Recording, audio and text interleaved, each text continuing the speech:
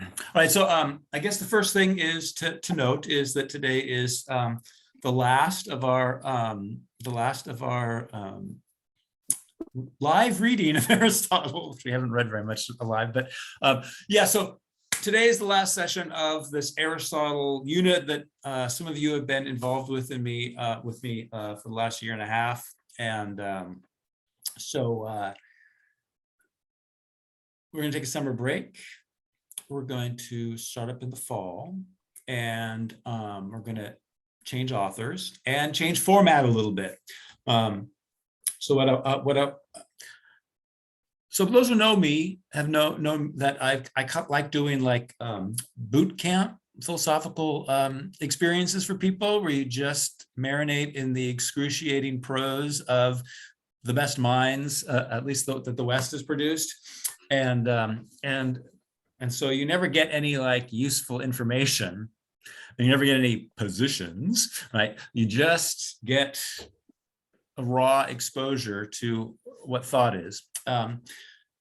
So I did that with Kant and Hegel's phenomenology and Aristotle's metaphysics, and so I think the people who care about this stuff, who hang with me, are done with boot camp stuff. So what I like, we are not going to. So what I'd like to do is we will begin with either Alcunius's Handbook of Platonism, which is an absolutely marvelous little Middle Platonic work that is in the first, I think around 100 AD, and or we'll go into Plotinus. And what I'm going to do is this: I'm going to assign some reading that you do or don't do, and then I'm going to start a session with some of the basic ideas. I'm just going to do a little presentation, a couple basic ideas, and then in the light of those, we'll talk about the reading. Okay, and then we're basically done, because all I really care about is that everybody get those basic ideas, kind of like the building blocks of metaphysics. And that's kind of how I'm imagining this. We're going to take our acquaintance with Aristotle, and which I understand is not like none of us have like a systematic understanding of Aristotle where we could build it up from the pillars and show how it goes from the building blocks all the way up to its theology or its highest point. Nobody can do that on the basis of how we went through the metaphysics. But we've got an acquaintance with really the whole panorama of fundamental metaphysical concepts, and we're going to see how those concepts begin their march through history, how they get appropriated and transformed. Obviously, they're going to get transformed through the encounter with early Christianity, and some of them are going to get transformed in virtue of their opposition to early Christianity, and there's going to be historical pathways to follow out in late antiquity. And so that's kind of what I want to do in the fall. So we'll read probably a little Alcunius and Plotinus and some Augustine and some Boethius. Those are definite ones, and we're going to see how the Aristotelian metaphysical mechanics start getting fleshed out and worked out and forgotten and altered. And so we're going to see that historical process, but we're always going to read it against the background of what we've understood in Aristotle. So hopefully we'll get through these texts fairly quickly. I'm going to be focusing on building blocks and simple ideas at the beginning, and then that will hopefully provoke a discussion about different aspects of the text that we will have read. None of the texts will be as difficult as Aristotle's texts, but nevertheless, I just came to the conclusion that a line by line kind of reading. I came to this conclusion a long time ago, which is why I haven't been following this format. But a line by line reading of an author like Aristotle is detrimental to understanding anything. And so we need to pull some of the ideas out and just focus on those. Okay, so that's what I'm going to be doing in the fall. So the format will be different. The readings will be different. We'll get through things faster. And yeah, I think everybody's ready for that. All right, that's all I really have in terms of announcements. I'll post something on Meetup probably end of August, beginning of September, letting people know when the beginning date will be. And yeah, awesome. Any just kind of questions about that? But no needn't be, but just in case you got a burning question. Sounds good. Sounds like a good approach. Awesome. Thank you. Right. All right. Today, believe it or not, we kind of we've arrived. Oh, I gotta close my door.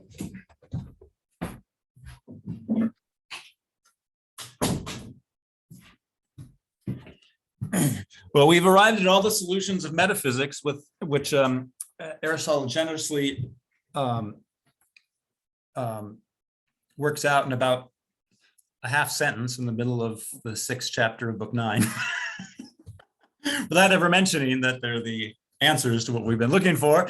And he's very dry. So anyway, I wanted to start by just kind of let me see here. Okay, so can everybody see that? Let me see, I just need to make it bigger. Is that cool? Can everybody see that? Yes, oh, that's good. Thank you. For some reason, I don't see anybody's face. Sometimes I do the share screen and I can still see people on one side of my screen, and sometimes I do a share screen and I can't. So I don't know what. That size right there is close to perfect. So okay, I'll leave it right there. Thank you very much. All right. Yeah. So one of the reasons I really wanted, let me see here. I just wanted to be able to see the participants. There we go. In case anybody else wants in. So one of the things that really made me super excited to do to look at Aristotle more closely is that when I first discovered that you can really, in order to understand metaphysics, Aristotelian Greek metaphysics and the pinnacle of Greek thought, you need one threshold, one pale human, and a horse. And that's it. Oh, and a house. That's all you need to get it. So I wanted to expatiate here a little bit on being, right? He finally kind of gives us the answer to the question, what is being? And we come to understand being, first of all, through the threshold. And and I think this is a very, very important lesson. One doesn't need to look to the skies. One doesn't need to transcend, right? In order to find out that the world is permeated with metaphysics. And it's in as humble a being as a threshold, or a ridgepole, or a lintel. And so that's kind of what I wanted to talk about now. There's a whole bunch of other things I want to talk about, but we're just not going to be able to make it today. So as you see, I've got a little picture of a house, and with ridgepole, lintel, and threshold denominated, and roof, which I'm not going to talk about, but just so you didn't recognize, in case you didn't recognize it in my drawing, that's the roof. And we have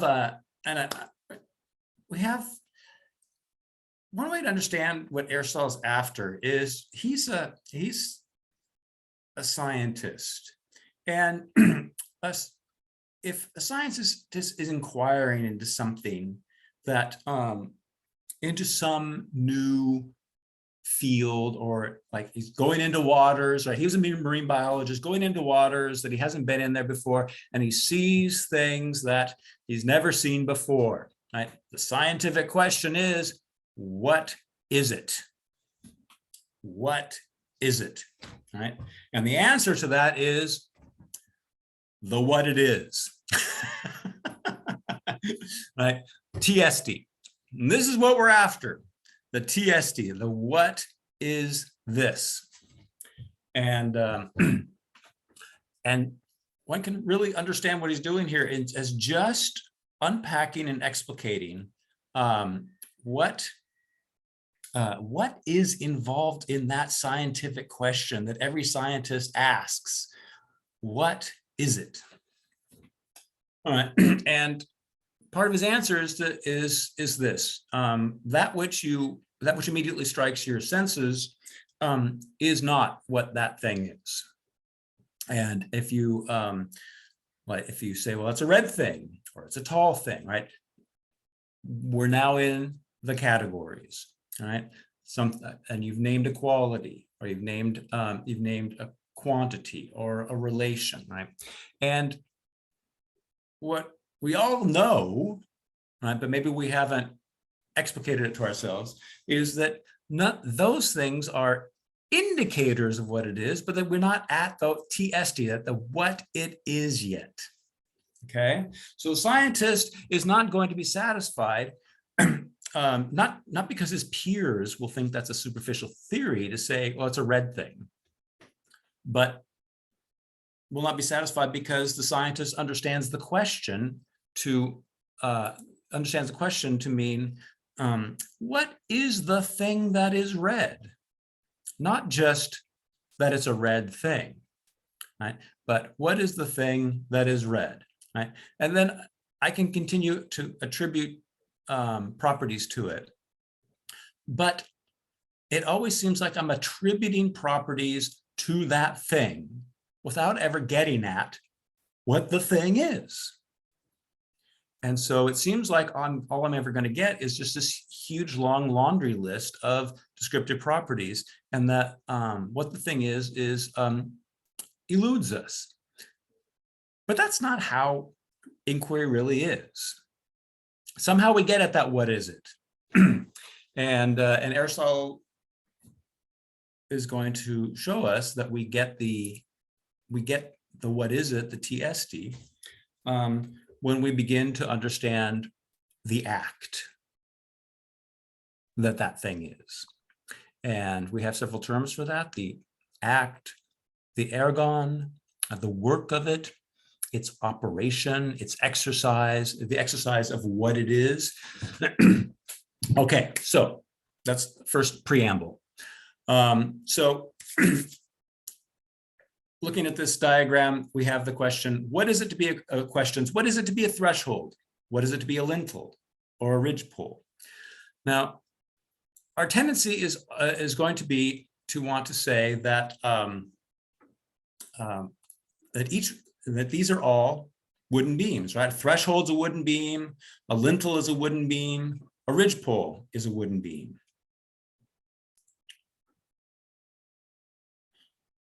And Aristotle notes that a serious problem, emerges when we think about, right, if I take the wooden beam and I say, this is what the threshold is, right? And as we read down here, what are the consequences of our material answer, taking that wooden beam, right? Well, the wooden beam is a lintel, and the wooden beam is a threshold. Therefore, a threshold is a lintel. And that's a consequence of thinking that what a threshold is, or what a lintel is the perceivable, touchable thing, right? That proves only to be the matter of the lintel or the threshold, but not what it is. Okay, so our very common sense way of going about this works in practice. Hand me the wooden beam, I want to make a lintel, right? Says the contractor. No problem. But the contractor isn't doing ontology. He's not asking after beam, and he's not asking after what is ultimately what is it that we're ultimately asking for when we ask the very simple question, what is it? And if we think that the common sense answer, well, it's a wooden beam, is logically satisfactory, we get into this bind, right? We end up being committed to the idea, committed to the assertion that a threshold is a lintel, or in other examples, to be pale and to be musical are the same thing.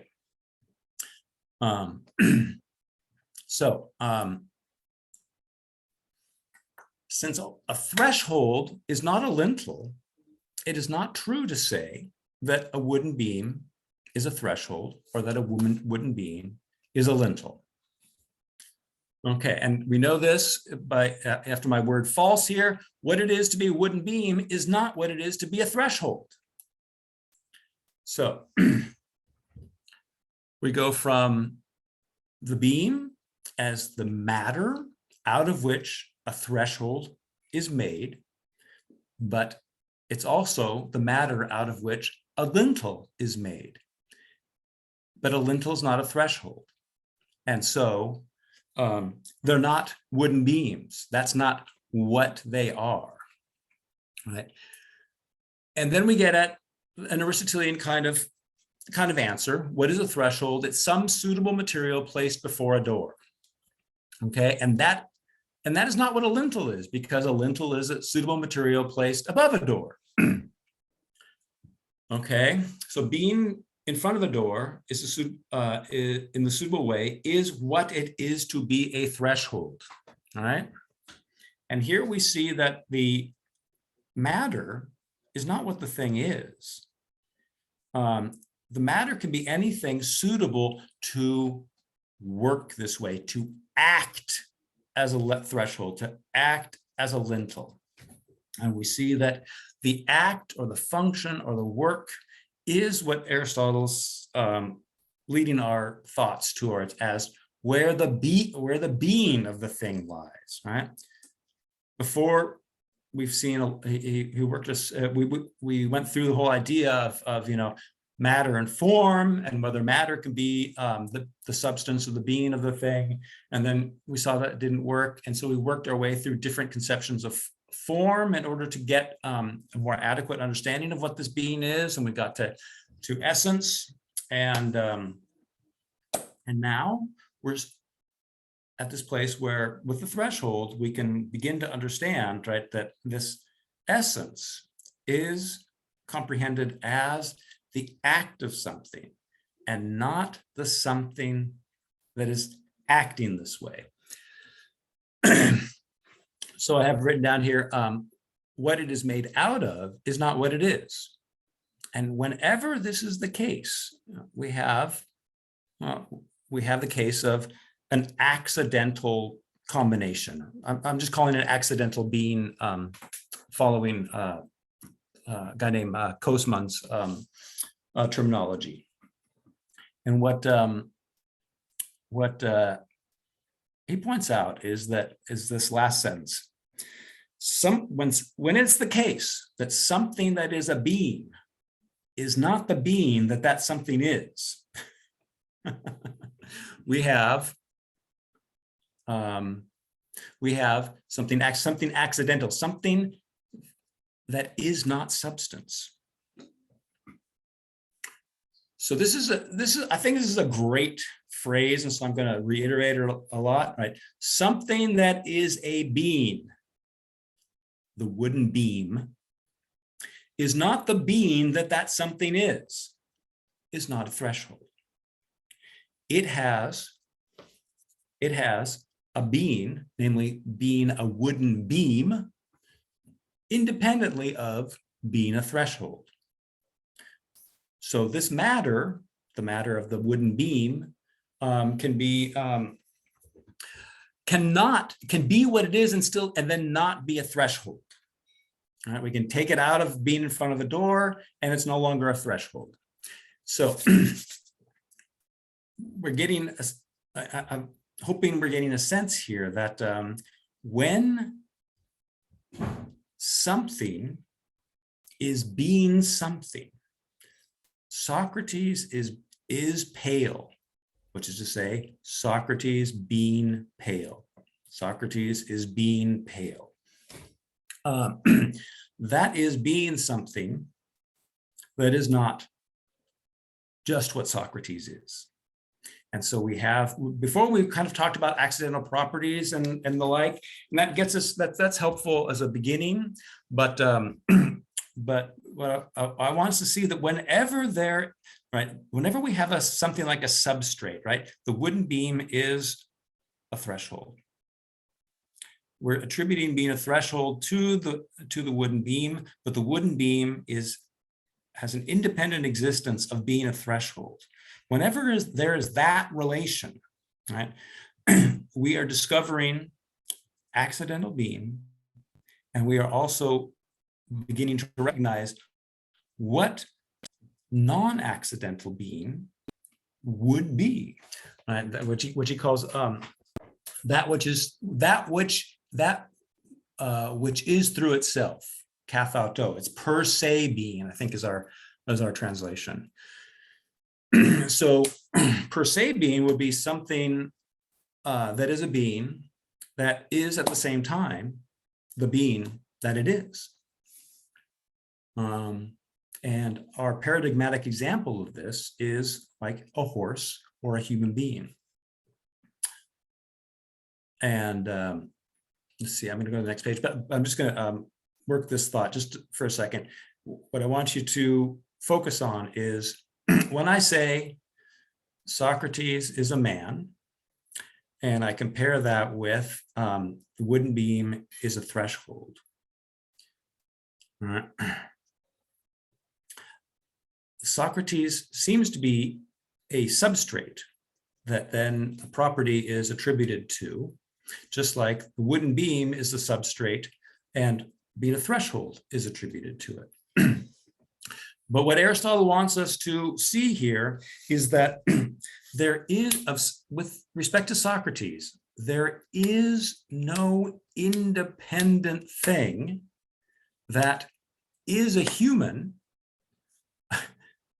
besides the human that Socrates is.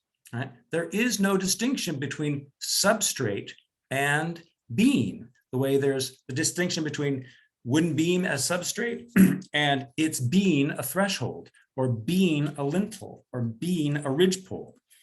Whenever you can make that distinction, we have the distinction between a subject and a predicate, and the predicate's not the subject, and vice versa.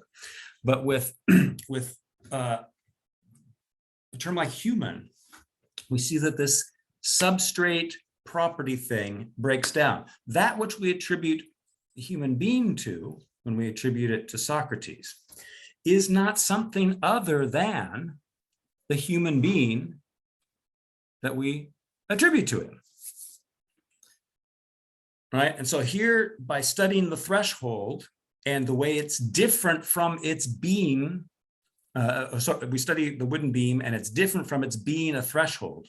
We hold on to that difference, and that's a difference that we're not imposing on it, but it is a difference of something being something and the being that it is. That studying thresholds and artifacts and all the things that we've been looking at is a way of pointing to something that's very difficult to put into language, and that is that this something simply being what it is, the human being being human. There is no substrate to that. And okay, I mean, I think we're going to get to this. I'm going to say one more thing in case I forget to get to it later on, right? But if we take the horse, we might want to say, well, the horse is both a body and a way of living. And we attribute this way of living, we want to say, well, that we predicate this way of living to this body. And it seems now like the relationship between the horse's body and the way of living is like our wooden beam and threshold. But what Aristotle is pointing out is that body has no independent existence. It doesn't, it isn't able to be anything else, but it is but the way of being a horse. And so here we've been looking for a long time for how to think matter and form as one.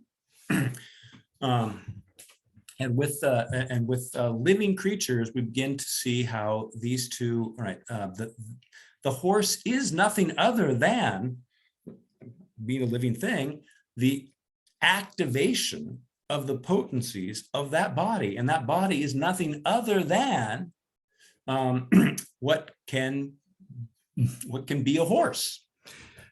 And so, right. I actually can't see anybody. I can't see if there's any hands. I apologize. Oh, okay. Awesome. I see a hand. Just a second. Tim, I see you. I'm just going to switch pages. I'm going to let you speak while I get this one queued up. All right. Okay. Okay, go ahead now. Thanks. Yeah. So basically, my question is, I mean, I'm not sure how far if it breaks down at some point, because I'm thinking about, like Wilson, the soccer ball or volleyball or whatever it was, and Socrates is a man, Wilson is a volleyball. If you take Socrates and you make him a threshold, like you actually take Socrates, the human, and you put him down at the base of the door, and right. he all of a sudden is your right. threshold, right. then is Socrates a threshold then? I mean, I just don't know how far to take this. Well, I mean, what's the problem with saying? I mean, I would certainly say, yeah, he's acting as a threshold, and therefore he's fulfilling the function of threshold, right? And so, but what it is to be Socrates and what it is to fulfill the function of the threshold are two separate things. And so Socrates is just like the wooden beam; he has an independent being, independent of being the threshold. Okay, yeah. So he okay, I get it. So the wooden beam is the wooden beam, whether it's a functioning, whether in this context it's a threshold, or this context it's a lintel, or this context it's a ridgepole. Mm-hmm. But as a threshold, Socrates is a threshold. Right. right. And is that getting at the true metaphysical substance then? Or is it just getting at a temporary role? Right. So when I say Socrates is pale, I'm attributing a being to him, namely being pale. And I think that's one of the things we need to get used to in Aristotle a little bit, right? If I say Socrates is pale, I'm attributing a being. What being? Being pale. I'm not attributing an entity to him, right? I'm attributing, we may want to say, for clarity's sake, a way of being, a mode of being. But that gets at my little diagram here.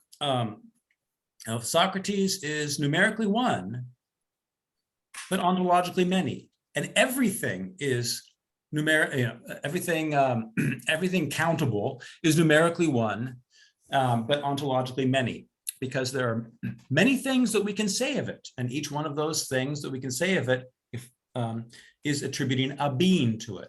So Socrates is Athenian, so we're attributing being Athenian to Socrates, and now he's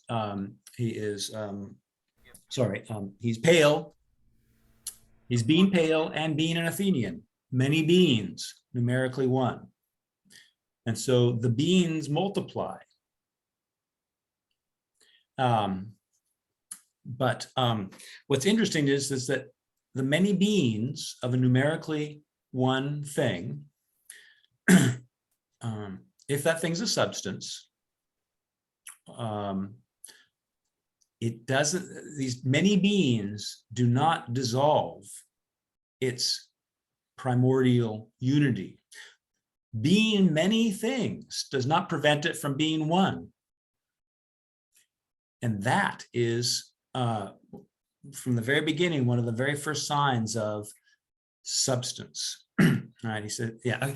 I'm going to take Tom's question and then, yeah. Could you anybody just follow- repeat that really slowly again, that the many Oh, yeah. So many beings of a numerically one thing, if that's the right, exactly. criterion of whether that's a substance or not, is whether or not, Mhm. and I missed that last bit. Yeah, well, I mean, whether the many beings undermine or threaten, Oh, the dissolve, that's that whole dissolve. dissolve the unity, right? Turn it into a heap, right? Right.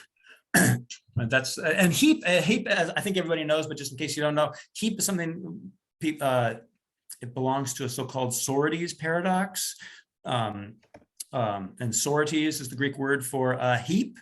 And the old paradox is, how many grains of sand do you have to bring together before you have a heap, right?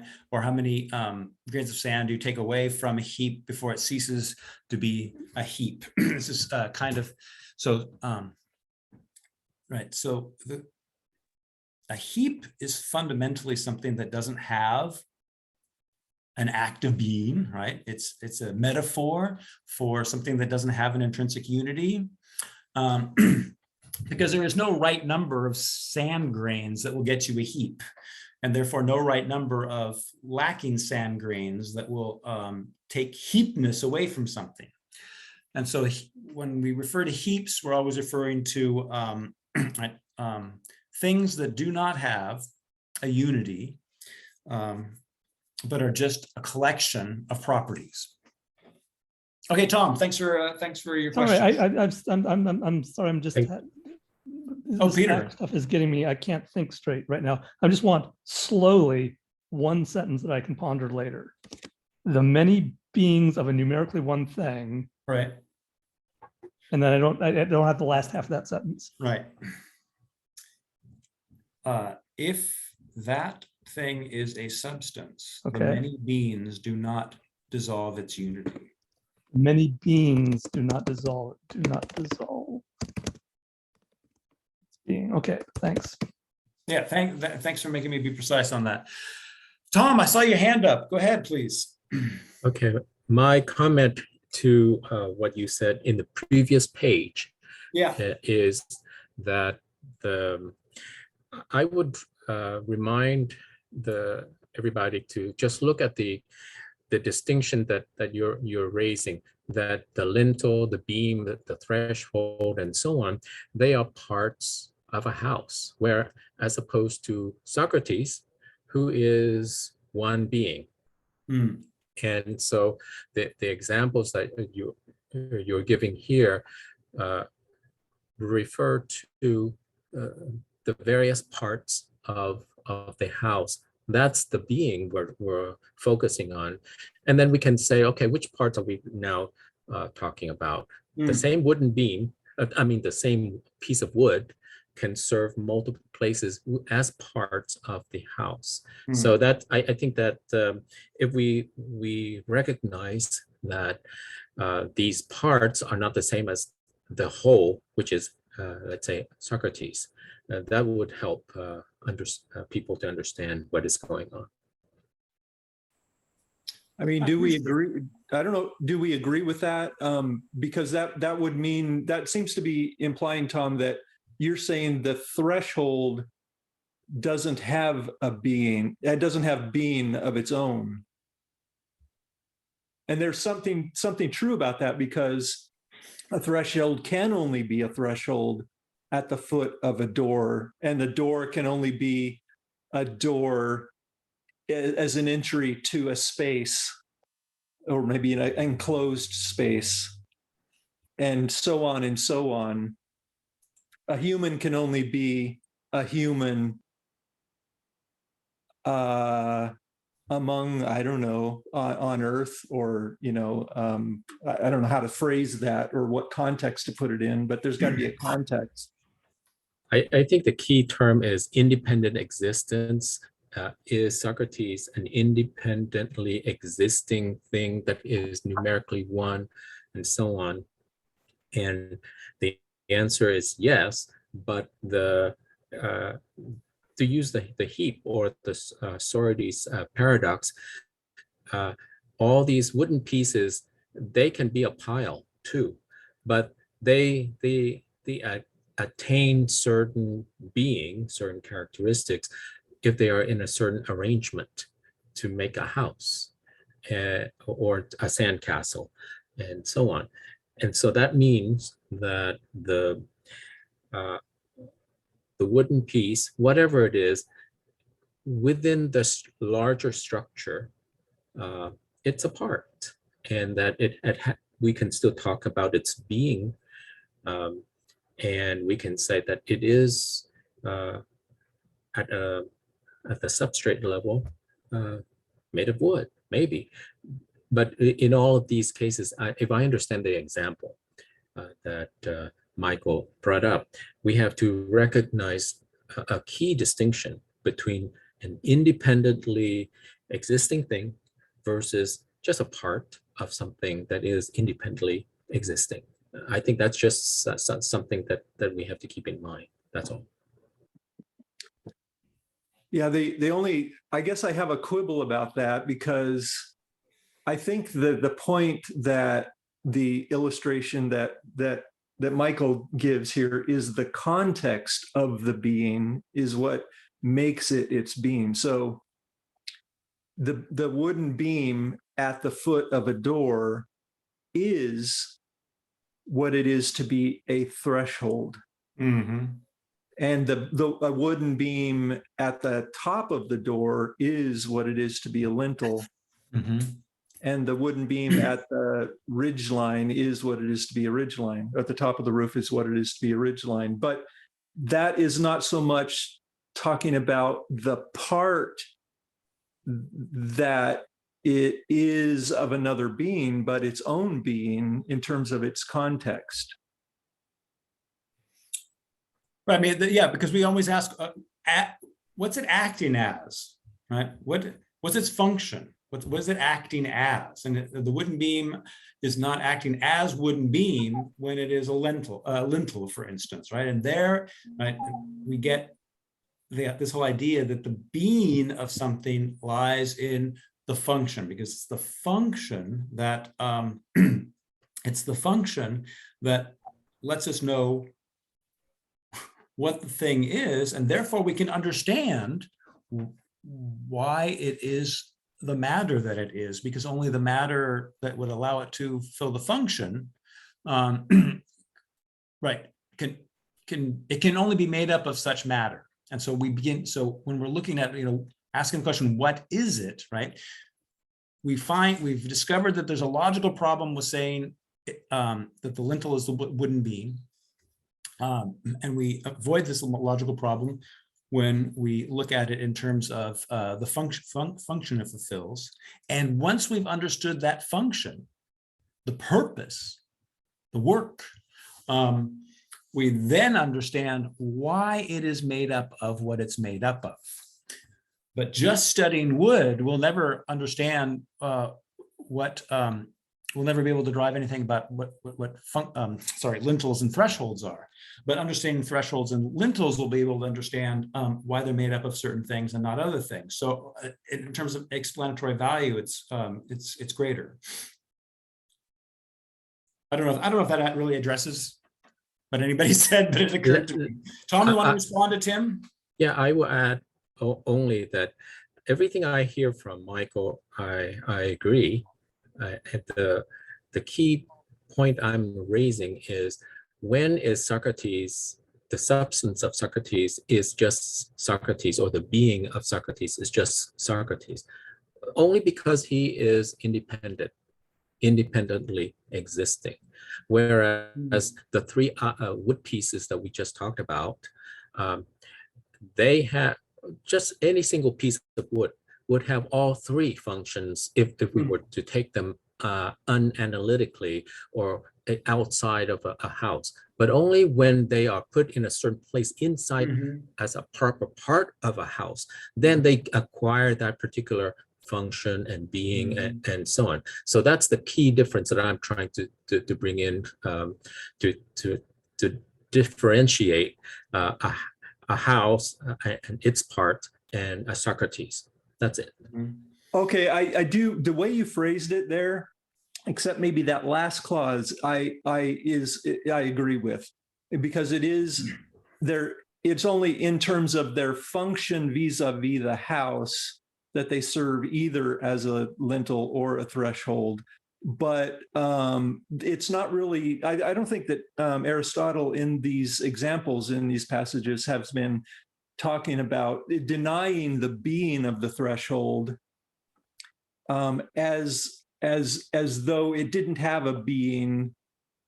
It only had, it was only a part of a being. But I do get what you're saying. There's a fine distinction there, that it's only in the context of the house that it has its own being. It's not the being of a house that it has, it's the being of a threshold that it has, or that it is.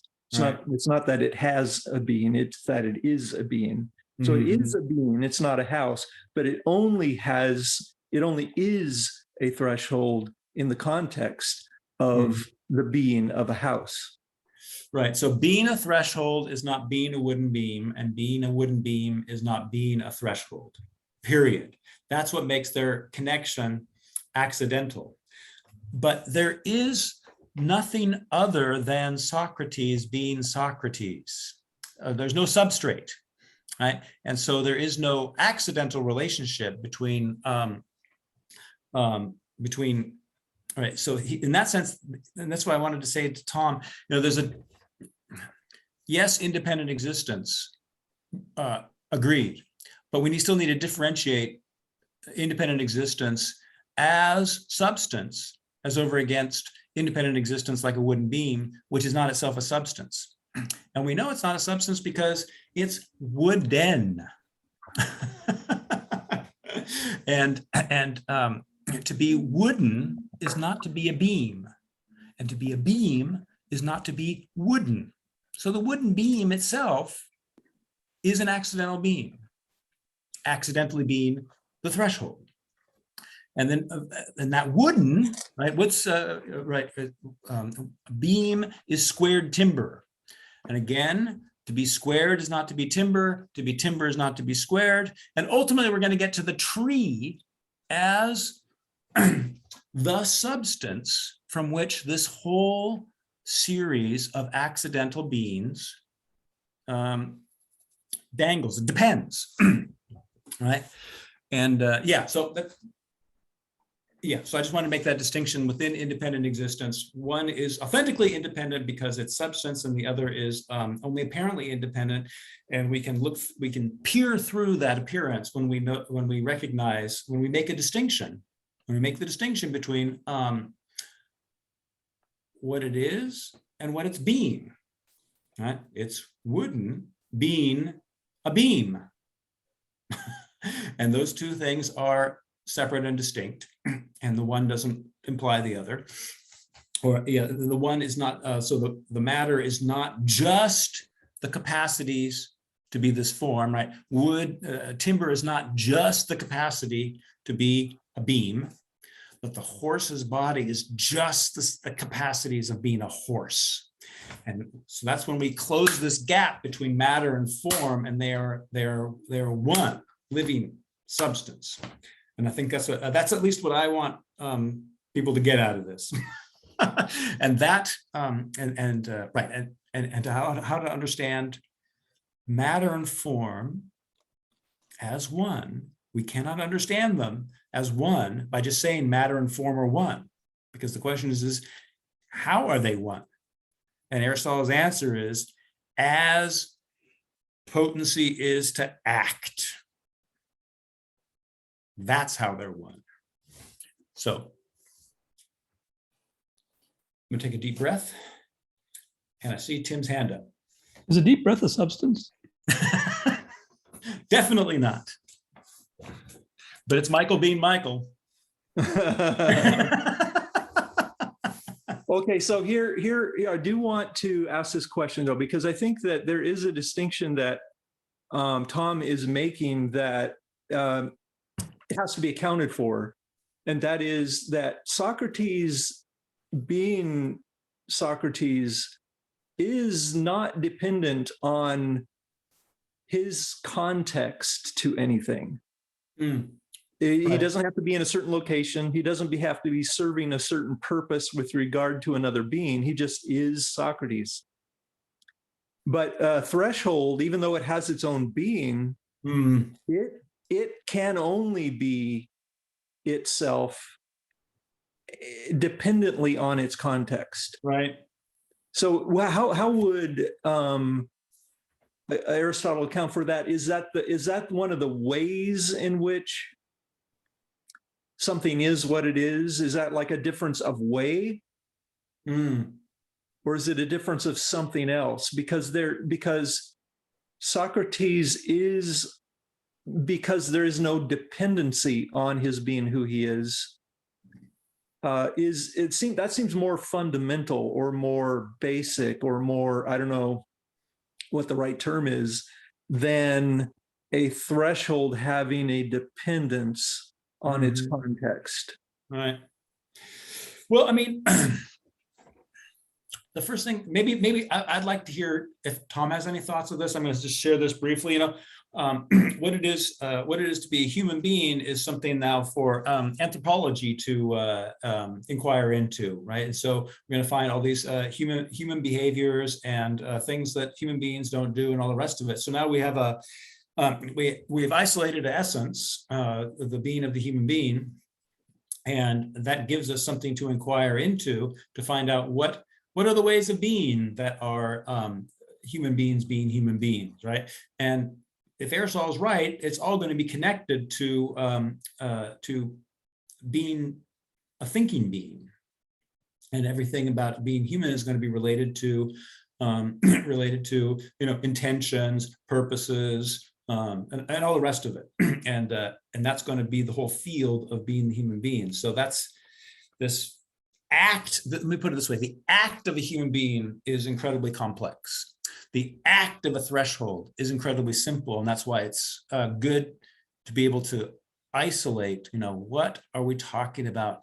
Not in terms of things, but in terms of ways of being. And what does the being of something consist in? And we've seen two ways of thinking this, right? When something is other than what it is being, so the being is other than being a threshold. And when that distinction is not possible, and that is our individual horse and a human being, but not a pale human being. Tom, I just want to ask if you wanted to follow up on Tim's remark before I hit Charlie. No, I don't have any thing to add. I think what you just said is, from my point of view, suffices. The key point that I got from what you said is that the activity of the human being is very complex, as opposed to all the others things that out Right. there, the man-made stuff. So this is just an example that we're getting in order to Right. understand better the Right. more complex one. Right. To say a human being is being a human being is, not the end of our science, but it sets us up to do anthropology right. Let me put that. Charlie? At the end of, let's see, Zeta, I think, Yeah. that we were reading,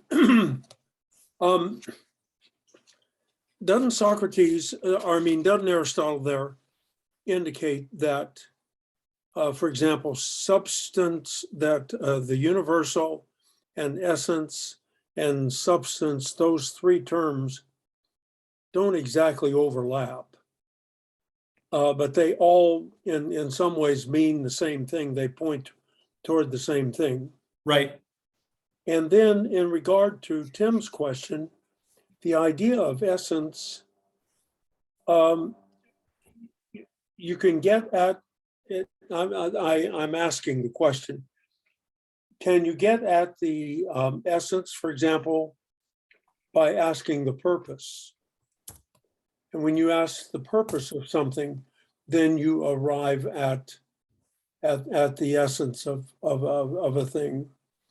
So for example, when you ask for the purpose of a beam, then you can talk about the essence of the beam, and you can talk about the beam as being a substance, Mhm.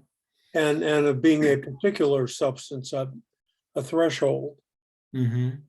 Oh, yeah, but the threshold's not a substance. So let's be careful about that. It's not a substance because it's an accidental being, right? As I've denoted them, right? What it is and what it's being are two separate things. It is the wooden beam, but the wooden beam is being a threshold. But what it is to be a beam is not what it is to be a threshold. And so since there is this inner difference in its beings, it's not a substance. It's dependent on substance because it's wooden. Wooden comes Right. from trees, and so it ultimately is going to descend from something living. Yeah, I just want, yeah. Can I add to one thing to Please. what Charles just asked? I think we need to be careful to use the word essence. You use the word essence maybe 3 times in your question. And I would say that in order to understand that, and you asked, what about the purpose? Is that a way to get at the essence? Purpose in the way that Michael talked about is ergon. It is a Right. kind of what is the work, that whatever it is that you're asking. So yes, that is the purpose. But as Michael just said, the work could be located elsewhere. It's not in whatever it is that you're looking at or you're pointing to ask for. So separate the question about what essence is and what the purpose is. We have to know what each one is first. So that's it. That's helpful. Thanks. Charlie, you want to respond or work out your question? No, I'm, well, I had trouble logging in, and that's the reason I'm late. So I may have come to the conversation a little bit too late to really grasp what's going on. I might be asking a question about something I don't even know what the context is. So I'll be glad to listen for a while. Okay, but if a different formulation occurs to you, please don't hesitate to chime in, okay? Yeah, sure. All right, so let me see, I'm just. Okay, so we kind of basically covered this thing, a thing that is other than being what it is. The wooden beam is other than being a threshold. A wooden beam is other than what it is being, namely a threshold. When this difference is, yeah, when this difference characterizes what we're talking about, we're talking about something accidental, something that's dependent on substance that doesn't have independent existence. Right? It has independent existence in one sense that it's numerically one, but it's ultimately dependent on what is properly a substance. And this next part, I kind of make that point, but I already made the point, right? The beam, squared timber, timber is wooden. As wooden, it depends on trees. As substance, right? So we see how this hierarchy of being begins to well, manifest itself in this conception.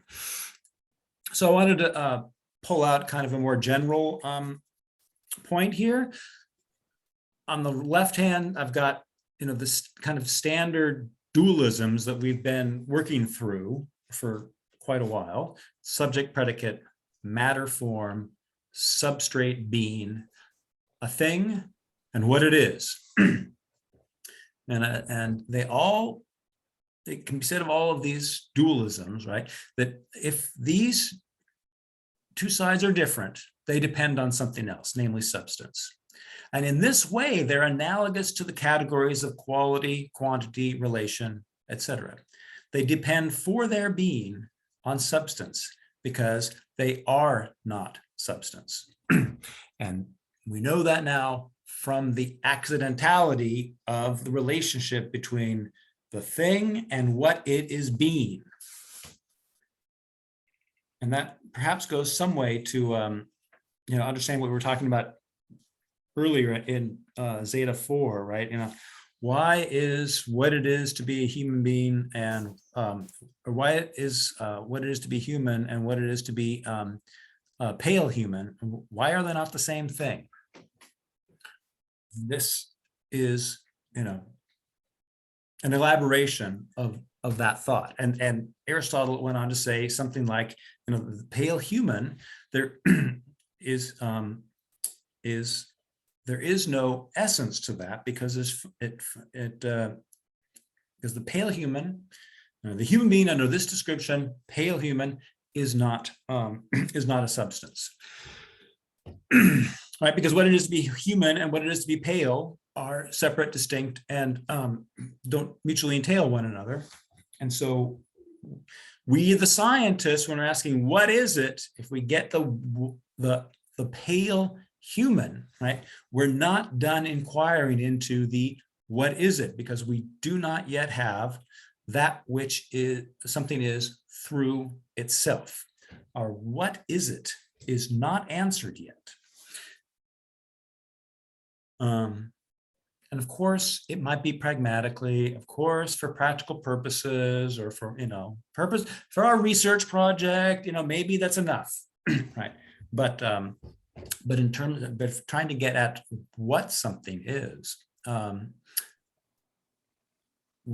Aristotle pushes us to inquire into whether there is a per se being. And the instances we have of per se being are this horse, this human being. And we're just trying to understand that. Right? And so when we got this cleavage, this gap between the thing and it and what it's being, we do not have something that is what it is through itself. All right, so down at the bottom of this page, I've just got different beings. Remember, beings are not entities, they're ways in which numerically one things are. So the horse being gray, in my parentheses, I just have, our standard subject predicate judgment. The horse is gray. We're translating that as the horse being gray. Michael's in Portland, subject predicate judgment. Michael being in Portland. It's one of my beings. But what it is to be what it is to be me and what it is to be in Portland are two separate things. So that's an accidental being. You're not getting at me by just knowing that or knowing a bunch of other things like that. And what I'm ultimately working towards here is, in this last example, the house being built. That the house is being built. The relationship between the house and being built has the same kind of gap that we've been examining in the prior examples. And this is going to bring us kind of to the book that I assigned everybody to read, because one of the things, most important things, is to begin to distinguish properly motion versus activity. Right, kinesis is motion, energia is activity. So one of the what I wanted to point out here, and then maybe we'll have a chance to read a little bit, especially of 9.6, to see how Aristotle phrases this. But when we're built, we need to think of a couple of examples, like building a house or walking to Seattle, or walking somewhere, as examples of motion. And what Aristotle wants us to recognize is that there are processes like walking to Seattle, and processes like seeing, that are ontologically different, because in the one case, the process has its end, what it is seeking to accomplish in itself, and other ones in which the end is external to that process. Oh, so just we're going to look at building a house. What I have written down here is a building is an example of kinesis. It's an example of motion. It's incomplete. And Aristotle, and we'll read this passage in 9:6, makes this interesting distinction between building and having built, walking and having walked, seen and having seen, right? And I just wrote down here, maybe it's helpful, maybe it's not. The already being built of the house is not part of building the house. As long as I am building, I am able to build, but only if the goal of building the finished house is incomplete. The goal of motion cannot be if motion is to be. Once the goal is attained, the motion ceases to be. So this general way of talking is just characterizes what we mean by an incomplete activity. Aristotle does call motion a kind of activity. It's incomplete in itself. And we know this, and Kosman has a wonderful expression. He says, motion is distinct from activity because motion is on a suicide mission. It's trying to kill itself. Why? Because it's trying to attain an end that once it's attained it, that motion dies. It stops being. So in building the house, I stop building after having built the house. The motion ends, the motion is complete in a finished product.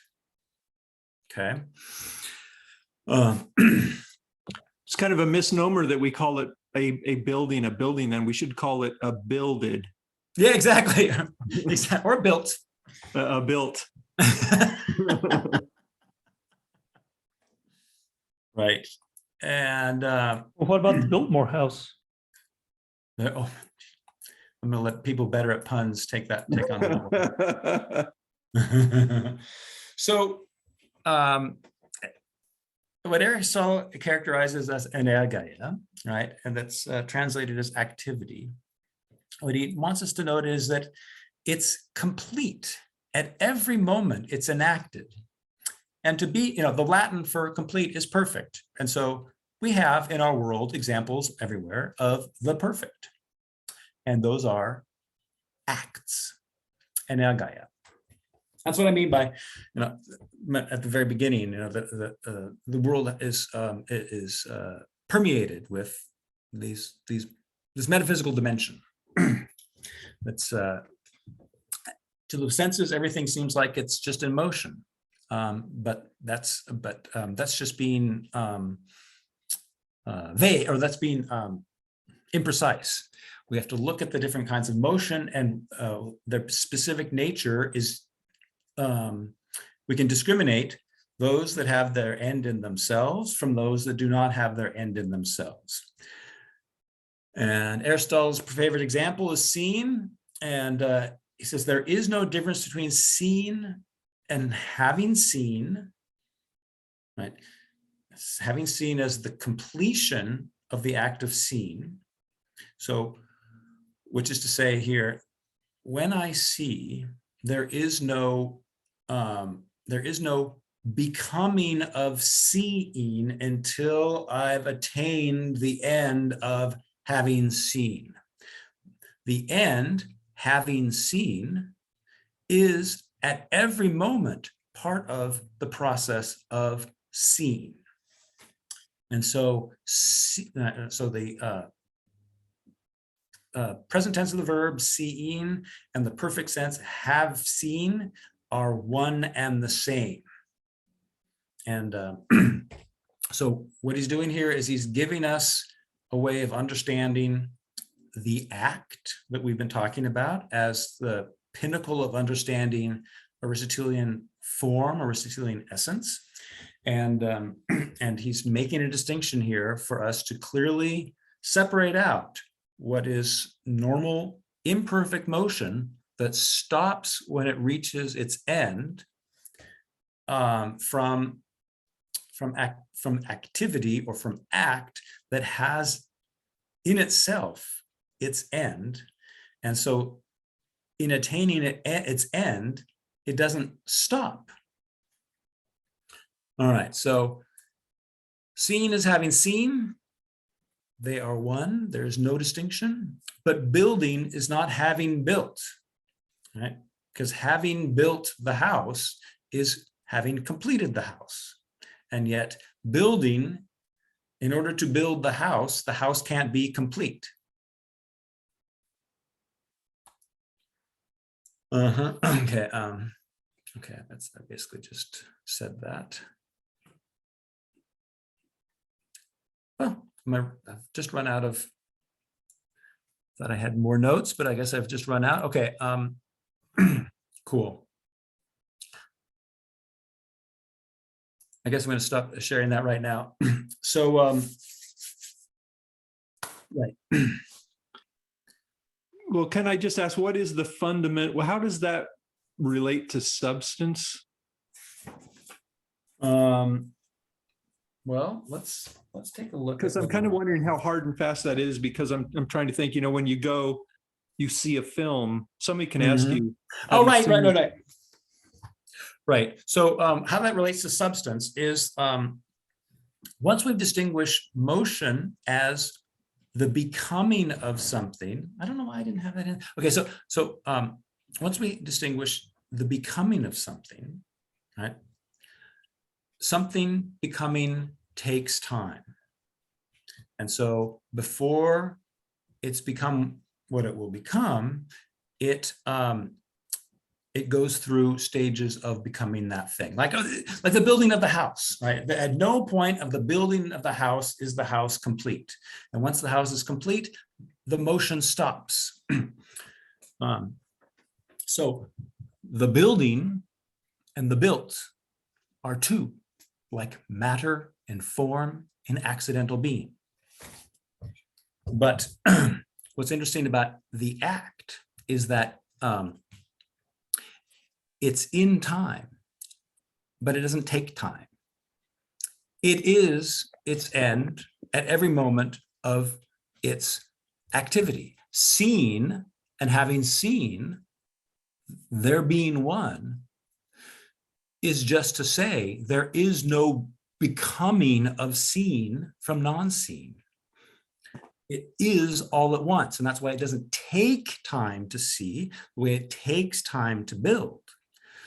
Both are in time. You can take time segments, right? But once you can divide the active or the process of building into smaller and smaller steps, but you can't divide the act of seeing into smaller and smaller almost scenes or quasi-scenes or tiny scenes that aren't quite seen, right? So the act is indivisible. It doesn't take time.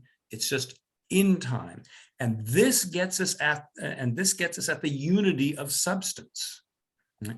This is the model according to which we think substance. Because what we're after the whole time is that through which that unity that something is through itself. All right. Okay, so let me ask then. I mean, that took a turn that I wasn't expecting. Because I was thinking of kind of the semantic issue there. Because you can say, "Have you seen the film?" And if you are in the middle of watching the film, you say, "No, I haven't seen the film." Because what's in mind there is, have you completed seeing the film so that you know it in its totality? But when you take it, are you watching the film? Yes. And that that was true all while you are watching it, and you have, well, I don't know, you have seen part of it, you haven't seen it yet. So Right. it's kind of, so that's all semantic, right? In a way, but if it's getting at a substance issue, then it depends on what we're talking about. The viewing or the act of seeing seem to be different depending on the context. When we have a viewing, let's say, of a dead body, at a wake, the viewing has a beginning and an end. And you can talk about it as a substance later on. Wait, yeah. I don't know if that's what where the substance comes in,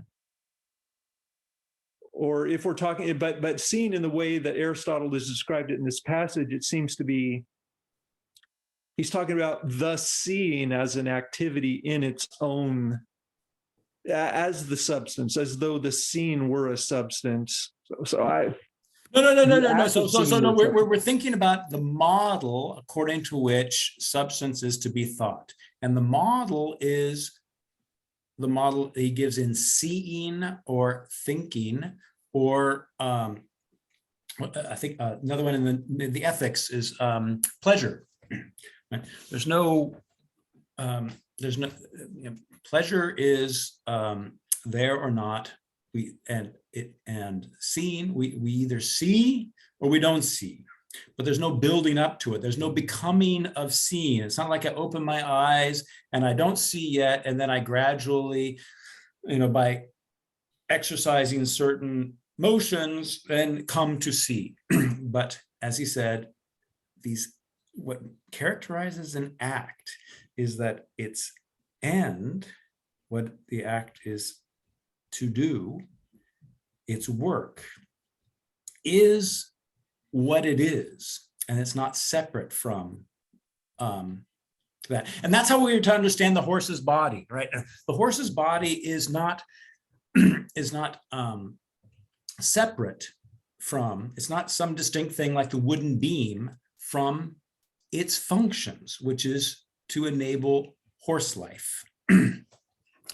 And so the horse life is just the realization of the capacities of the horse body, but the horse body is just the power to be a horse, and the activity of the horse is just the realization of that power.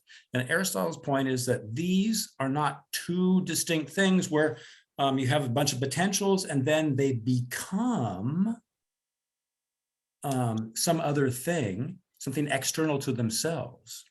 But he says that he wants us to notice that it's, when I think, I actualize all at once my potential to think.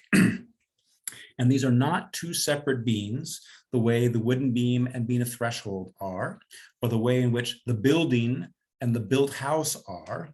And he's trying to show that there is something very, very interesting about living beings, and that insofar as they exhibit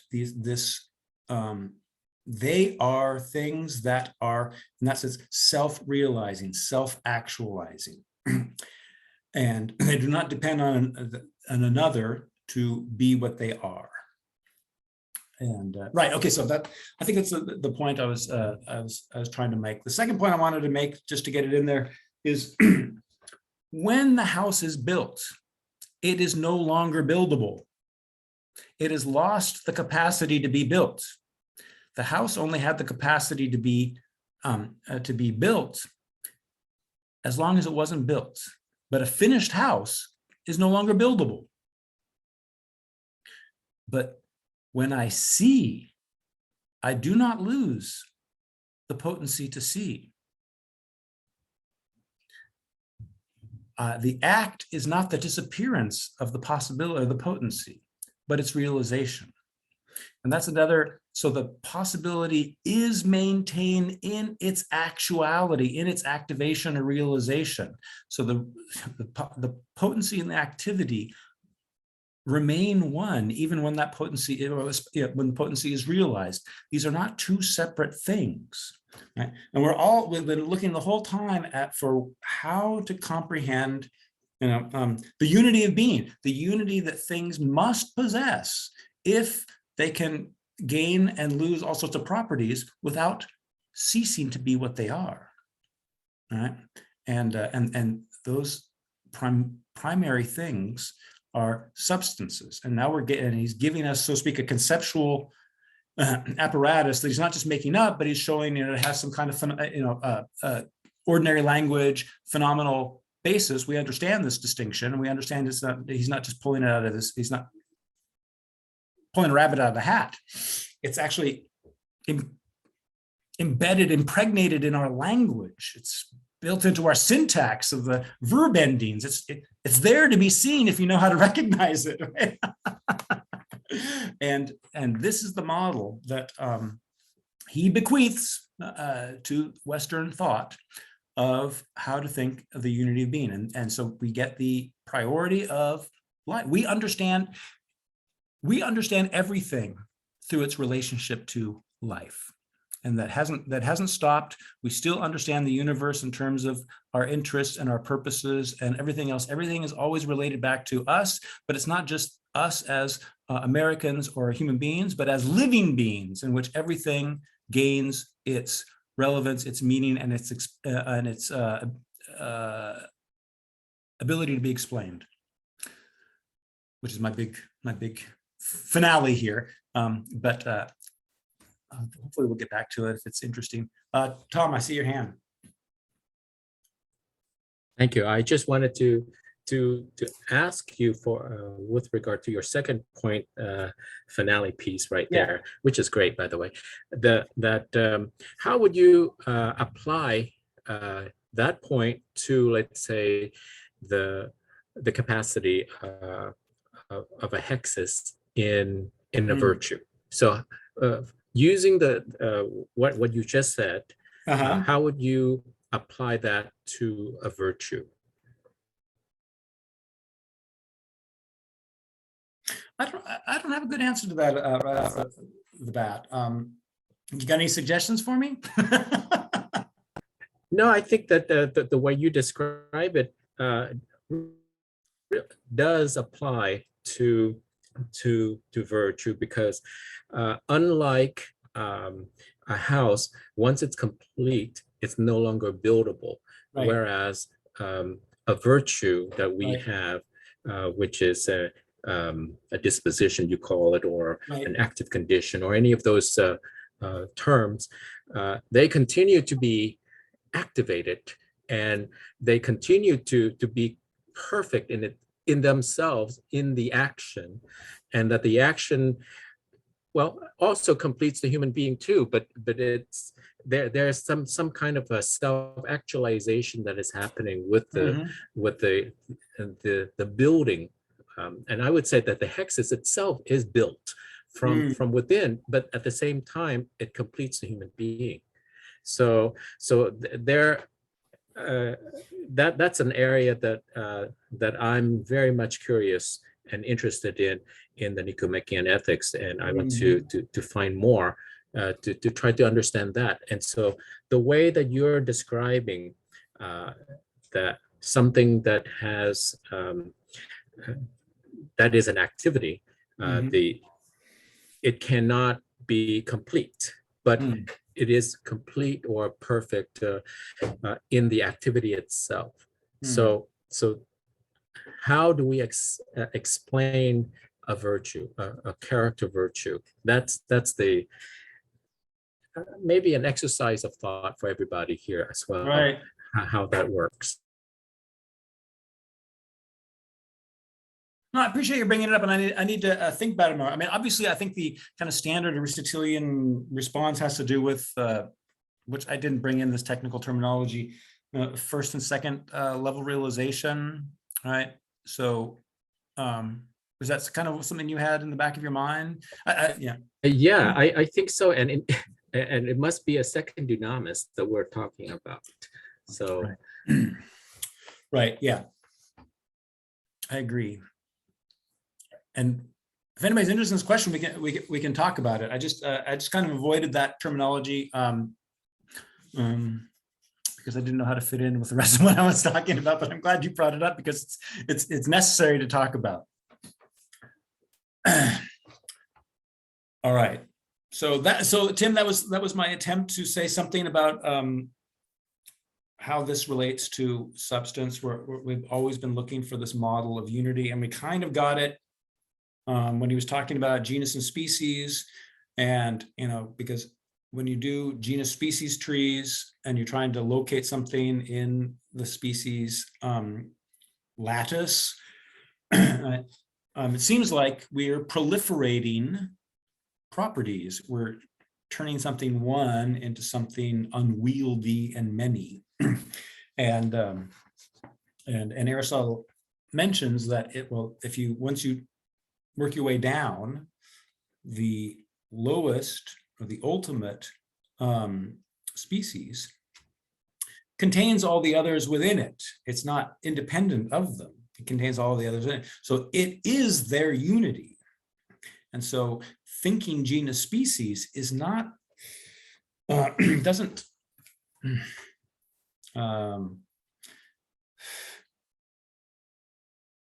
what do I want to say? Thinking genus species doesn't compel us to think something as a heap of genera, basically, right? Just adding all these different predicates from higher and higher genera, and then saying, well, this blob, this heap, well, that's what a horse is, or that's what a human being is. So he's been giving us pointers, right, about how to think about this unity, because remember we started at the very beginning with nature, natural things that have a principle of motion within them, and the only way to understand something as moving, as changing, was to think them through matter and form. And then we went through all of that, and then he comes to the question, well, what is more substance, matter or form? And then he chases this particular set of questions all through the metaphysics, and he gives us the hint about the ultimate species, right? The lowest form is undifferentiable from that form's matter. And the ultimate differentia, form and matter are one. And we've always been thinking of these things as two separate principles. And so that gives us the puzzle, how can form and matter be one? And Aristotle's answer is, well, we think of, form is like act. We think it analogically. We think form qua act and matter qua potency. And the potency is just the potency just the power to be something specific. And that which it is just the realization of that power. And so when we say, what is it? The account is the same for the potency and for the act. And so here we get, at least according to Aristotle's thought, this allows, once we recognize that the relationship between potency and act is not one of becoming, right? It's not where the end is external to the process, but it is one of acting, in which the potency is retained in the act. They're inseparable, indifferentiable, and they are one in account. Same essence. That gives us the conceptual tools that we need to understand. Well, I mean, to understand the being of the living being, the being of what substance is, and that from which all other things ultimately depend. Right. And does that apply only to living things, that whole form is act, matter is potency, or does that apply to non-living things as well? Well, the only thing that occurs to me to say to that is, this is something that we probably won't get to because we're not getting much to the reading today, but that's the new format. what was I going to say? He does talk about in Theta 8 and 9 that activity precedes in account and in being potency. So this, and because that is the case, and that's necessary for the way in which activity and potency are related to one another, that makes it necessary to think what is, since ultimately every activation depends on something that has already activated that potency prior, and so that puts him in the position to think this conception demands reflection on that which is nothing but pure act. No potency to realize. No potency to realize. It is just pure actuality. Because if it had any potency, it would require something else to actualize that potency. It would require something that already is that in act. Right? And then we get into this infinite regress. And the point is, even if it's a temporal infinite regress, it can't be a causal one. And so there must be a way of, there must be that which is pure act. And that's what he will ultimately call the unmoved mover in book Lambda. But anything that has potency is going to rely on, potency is always potency to a specific act. And that in order to make that act, in order to realize that act, there will be required something that is that act already. That's all I can really say to that point right now. So there is nothing inert per se, like matter can't be the account of inertia or potency in that respect, because right. So right, I think I see at least one particular point, right? So we can't reduce all that is to mere matter, because formless matter doesn't have any capacity in itself to actualize itself, right? And so rather than reducing everything to inert, what are we going to call qualityless, basically indeterminate matter, Aristotle's counter thought there is that everything ultimately depends on substances that are living, that actualize their capacities, and they actualize them through themselves. And so the whole universe is, so to speak, suspended from these active centers rather than from an abstract notion of matter that doesn't have any features whatsoever to distinguish it from anything.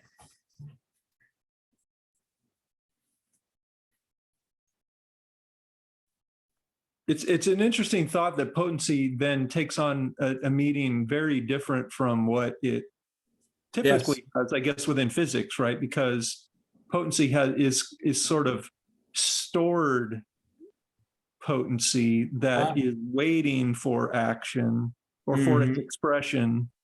Whereas here we're just saying that potency is only the act itself expressing itself, and there is no potency prior to that expression. Right. Oh yeah. I like that expression thing, right? I mean, if you think act is like, I wrote that down somewhere, it's like act is like the speech of things. That's that when you speak, you're speaking what you're thinking, and it's the expression of something immaterial, your thought, right? And so act is the expression of the potency. It's like, and if we think of expression, in terms of language, the acts of things are the language of things. It's there's the logos again.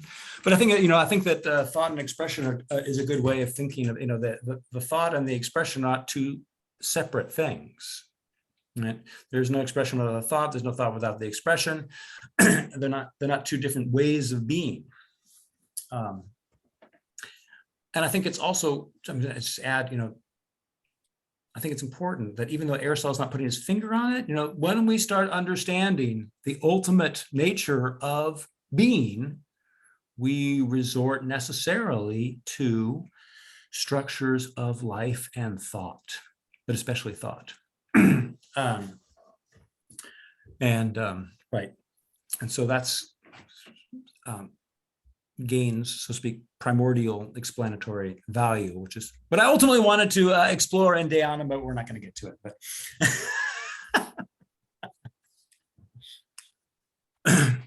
right, Well, and because thinking like is like seeing, it's all at once. When I think, I realize my capacity to think, and there's no becoming of thinking to the state of thinking, but it's all at once, and thinking is having thought. And that and it's no accident that thinking and seeing are often descriptions of one another, right? I finally see it, right? That's the indication that we're dealing with anergaia. Yeah. And that anergaia, ultimately we understand probably understand seeing itself through the relations that obtain in thinking. But that's speculative. I'm just speculating there. I'm not going to say that's Aristotle.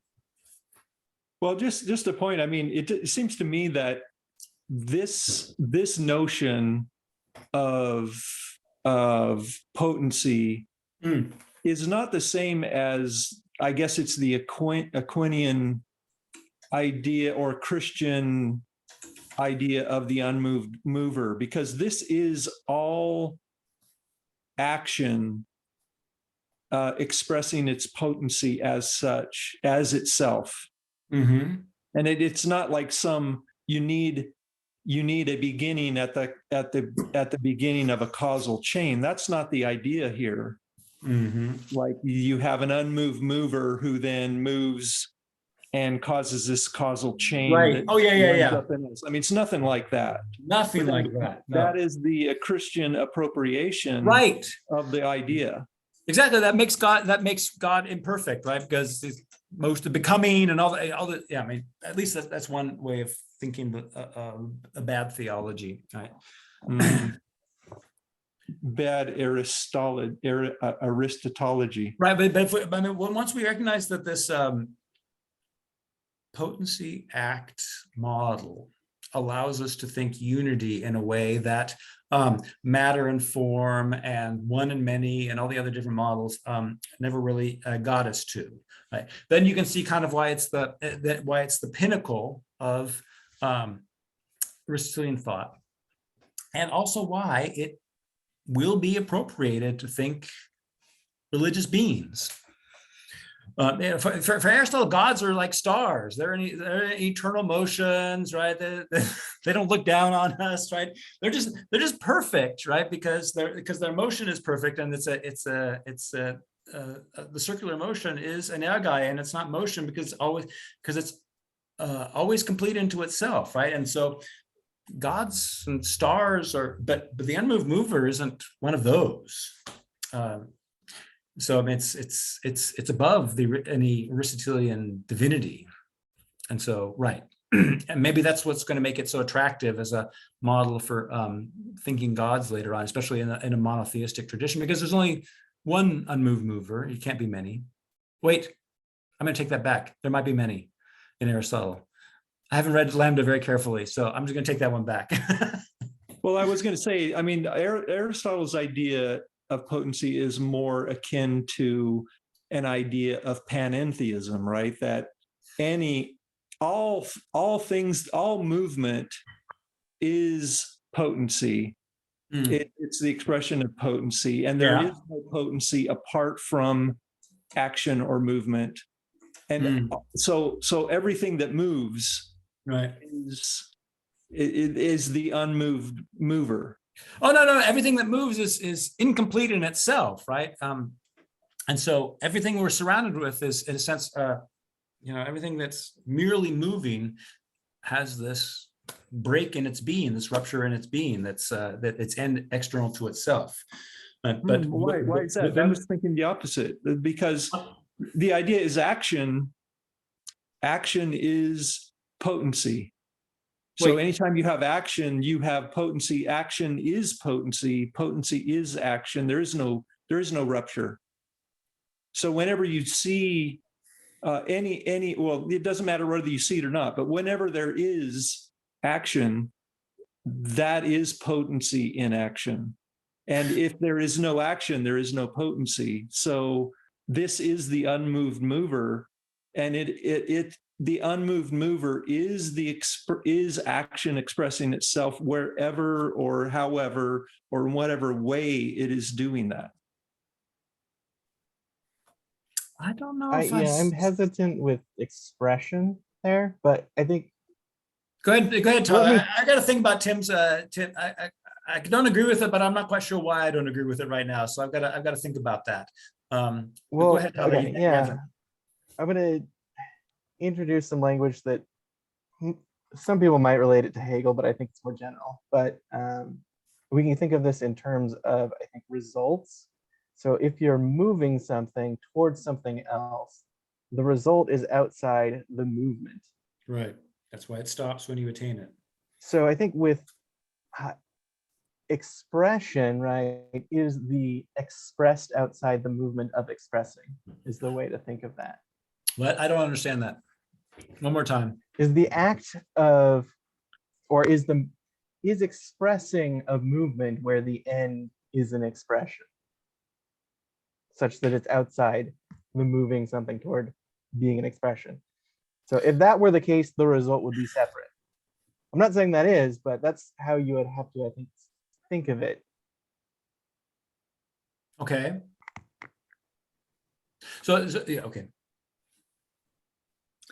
Oh, okay, so maybe if we limit But can I just want to say, I where I'm getting having the problem is that you're giving pride of place to potency, whereas the pride of place needs to be in activity, pure act, and it's only the act that it's only the act that can activate something that has the potential to act.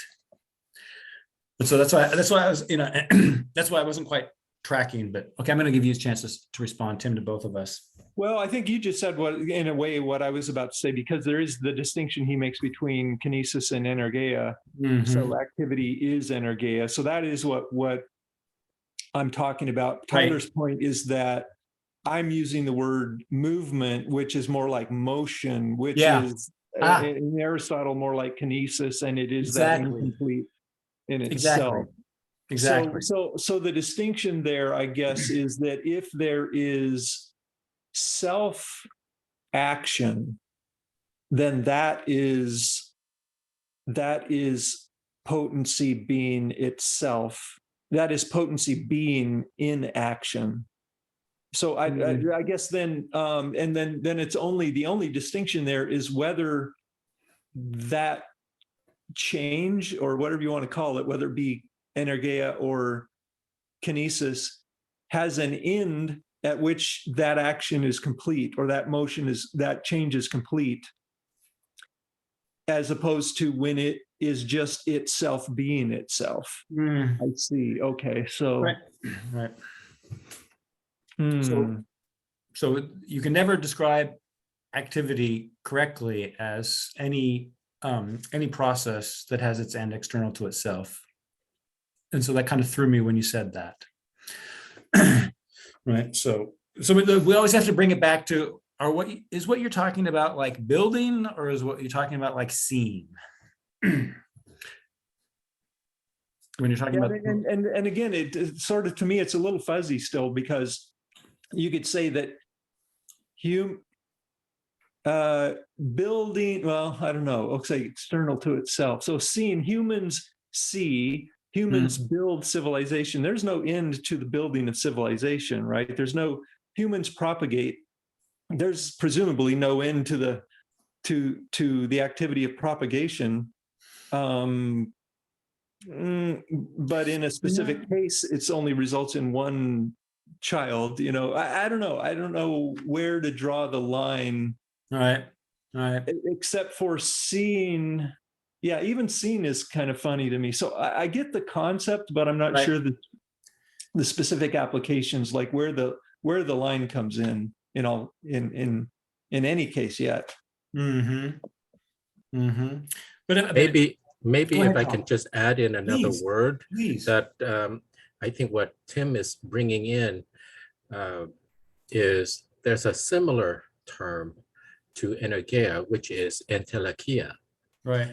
and that applies to the human beings in trying to use either Schiffman or Joe Sachs' term. It is being fully itself. It is to be to the activity complete or to be what it is. And so seeing is like that. Similarly, thinking and all the other activities of soul. So I think that's what you're trying to get at. If I listened carefully to what you were saying, Tim, that the telos is within the energeia, the entelecheia, but with I guess with regular motion, then the telos is apart, external to Mhm. the activity. Right. So Yeah. I think you're onto something there. It just then it becomes like, if it's things like of the soul, then the question then becomes, then is soulish activity the unmoved mover? So No. no. Okay. But what is in Aristotle the unmoved mover? What is it? We haven't done lambda, so I'm not going to venture into those waters. But Okay. hopefully, we'll talk about it one day. But no, I don't have that chapter in my head and the specificity that I need to do justice to your question. So that's why I'm kind of just ducking it. Okay. Right, but Aristotle, being a great philosopher, recognizes that the priority of activity to potency, and that there is no activation of potency without what's called the existence of that act prior to it, leads him to think that there must therefore be an activity, not a thing. I mean, the unknown mover is just like really irritating, because it's like, we want to think of it like a god, and it's like somewhere, right? But there must be this activity that itself contains no potency, because if it contained potency, it would require something other than itself to actualize it. Okay, and so that leads us to, right now, an abstract conception of a pure act. And then Aristotle inquires into, what would the nature of a pure act be, right? And that pure act is not acting on anything. It can't go outside of itself. It can't do this rather than that, because that's actualizing this potency rather than that potency, right?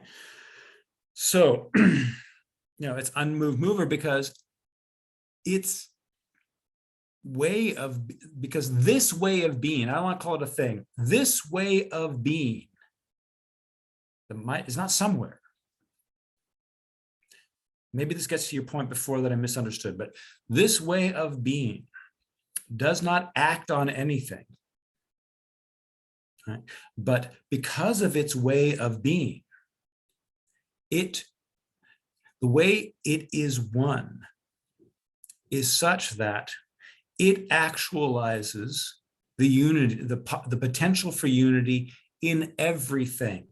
So everything is, in that sense, everything becomes one in itself through its, I'm going to use a word that isn't, it's hard to explain, its attraction to this. Right? The pure act draws the unity out of everything without acting on it. And so it is completely, I don't know, it's completely indifferent to all the attempts of all these things, suns and moons and humans and rock, to become one according to their capacities. But everything is becoming one thanks to pure act. And so it doesn't move, it doesn't go outside of itself, it doesn't change, right? But just being what it is, it draws everything, not to it like in terms of motion, but draws everything to be like it, to be the one, being the unity that those things can be. Okay, so that so he is a great philosopher, definitely greater than I am, and I don't even consider myself a philosopher. However, that sounds to me like an absurdity. And I don't see why he wouldn't say that, because I don't see why he wouldn't say activity and potentiality are mutually dependent. Like activity is potency in action. Potency is the power to act that way. Yeah. And so what he's doing is he's splitting the atom in a way. He's splitting the concept. To me, it seems unnecessary. Right. To split potency from activity that way. Yeah, understood. And we'd have to actually look closely at the arguments to see if he makes the case. I mean, I understand your position. It sounds like an external imposition, and that's just because we haven't looked at it closely. Yeah. But because everything depends on why does realization ultimately depend on pure act, on that which is nothing but act, that which is has no potency but is pure act.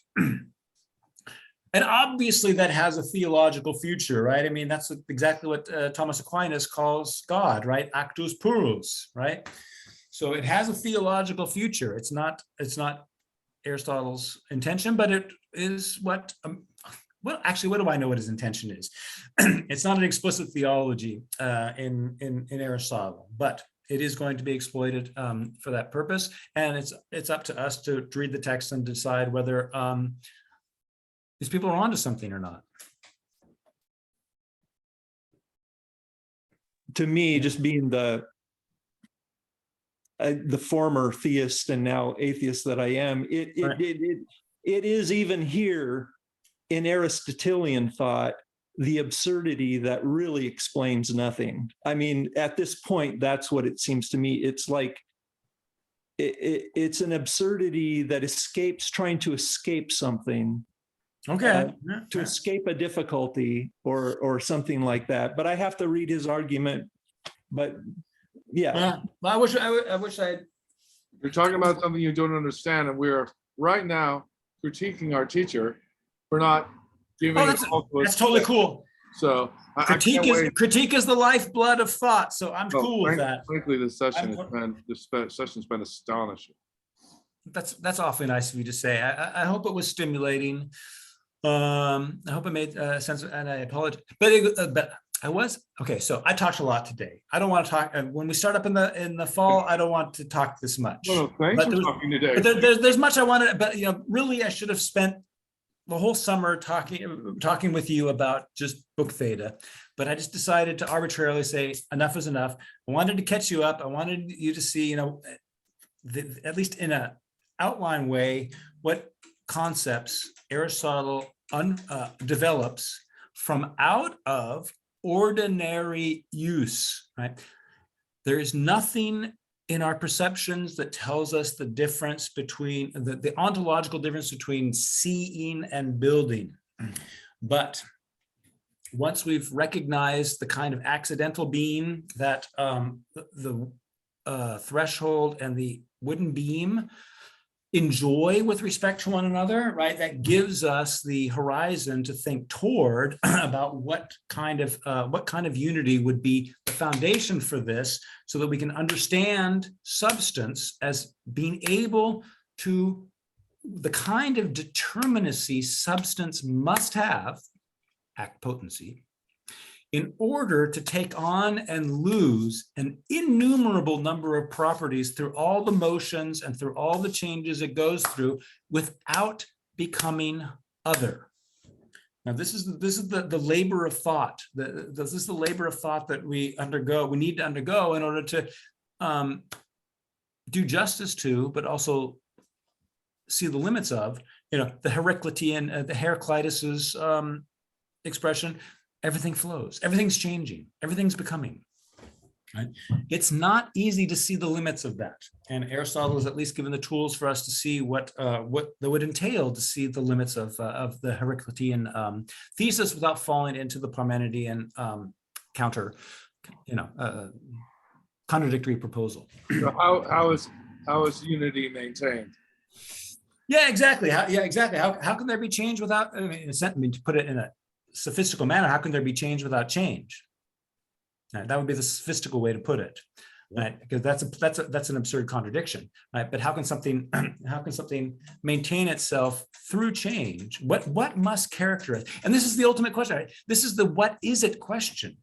This is what all our questions tend towards, is to understand this nature, that which is through itself.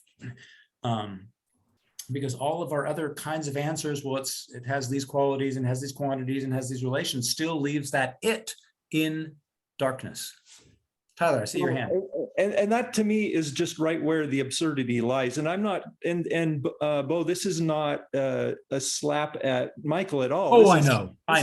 This is about Aristotle. And if I've learned anything with Michael over the last 5 years, however long I've been studying with him, is when he's going through Kant, he's not like teaching Kant as though Kant is the final word. He's not teaching Hegel like Hegel is the final word. He's not teaching Aristotle like Aristotle is the final word. Exactly. But the reason that I see this as absurd, just based on what we've read in the text here, is that we're not allowing activity to be activity. We're separating what it is from itself. That's how I'm seeing it. And because if it is not potential in action, then it isn't action. I see. Okay. So that's where it breaks down. And excellent point. To your point, Bo, I haven't read where or how Aristotle gets to the unmoved mover, but if he can't convincingly explain how action is action apart from its potential, then he hasn't solved anything. Well, so I find your active skepticism and thinking out loud very useful to us all, Tim. And so I thank you. And so the only thing I'm reacting to is you're essentially, I see you thinking along with all of Michael, and actually very helpfully helping all of us think out loud. I'm just saying, I don't want Michael invalidated for all these efforts. Oh, no. Lead us when you're saying I'm talking too much. No, you're not. To lead us to the point where the questions Tim is posing right now. Okay, what's the next step? What's the next step? Really? That's what you're saying, Tim, and I applaud you for it. So Tyler has been waiting. I want to be quiet now and let Tyler go. Thank you for resolving that so amicably, because that was beautiful. Thank you to you too. Tyler, go ahead.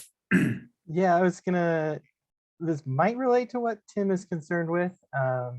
Aristotle brings up not being in relation to activity and potential. And I think there's a difference between the kind of potential we might think of as the potential to become something else, which entails the not being of whatever it is that has that potential, which means it cannot be complete absolutely. And I think if we're to think of pure act, we have to think in such a way that it does not have the kind of not being that is it's not being something else that it that it could ever become, because if it has the capacity to become something else, it is incomplete.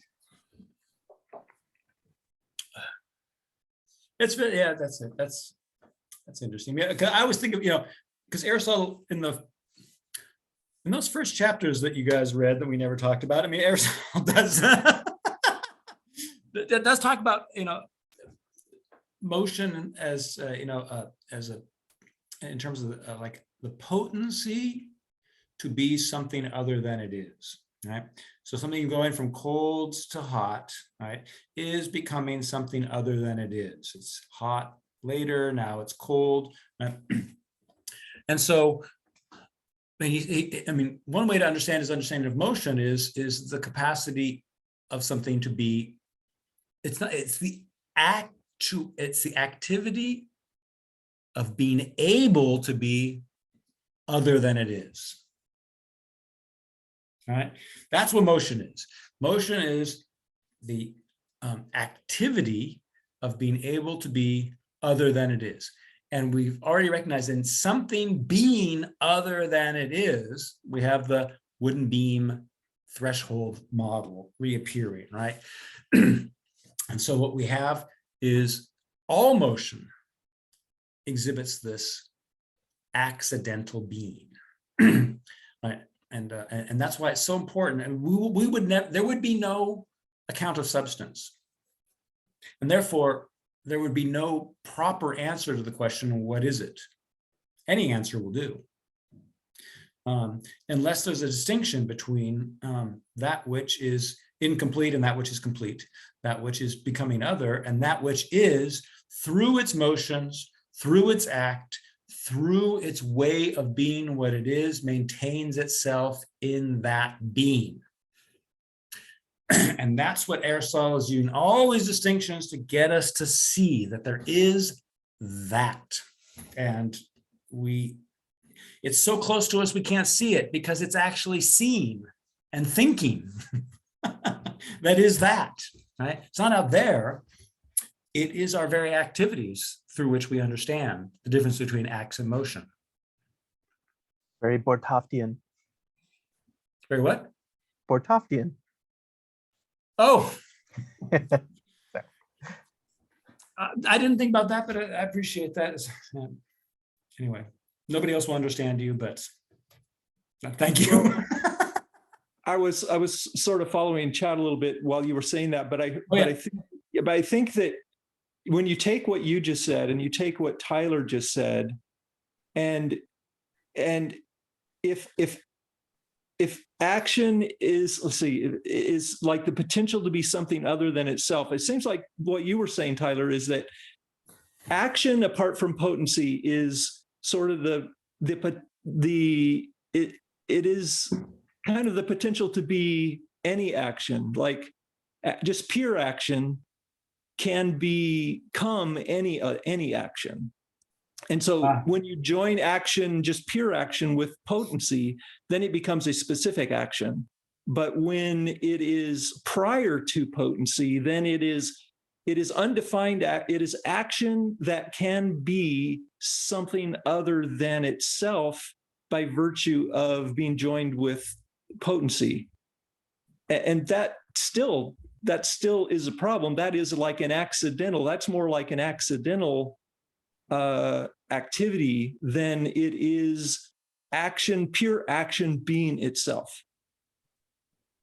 Tyler, you want to take that up? I'm perfectly happy leaving this question open, but oh, 1 second. Further inquiry, but go ahead, Tyler. Yeah, I think so. I'm not entirely sure I understand Tim there, but there seems to be, it seems to treat potential in a sort of external way, where the purely actual needs to be combined with something outside it. And that would be, I don't think that's what Aristotle's account is, but I'm not sure if I'm just misunderstanding what Tim is saying. Well, he does say it's prior to action, activity is prior to potency. I mean, that's his whole point, right? Oh, okay, yeah, yeah. No, it's not prior in a sort of temporal sense. So it's prior in the sense that there cannot be a potential to become something, which is to say, if I have a potential to do something, let's say, we'll use do because it's with regard to activity, right?